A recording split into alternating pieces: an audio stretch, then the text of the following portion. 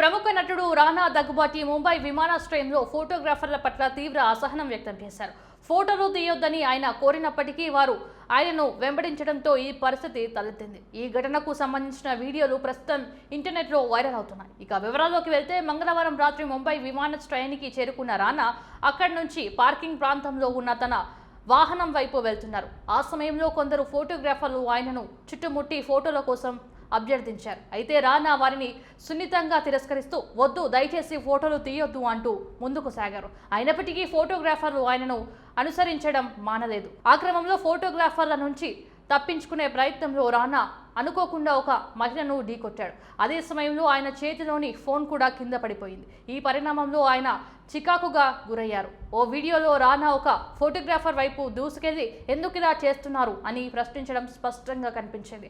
అనంతరం ఆయన ఫోటోగ్రాఫర్లతో మాట్లాడి తన ఇబ్బందిని వారికి వివరించారు.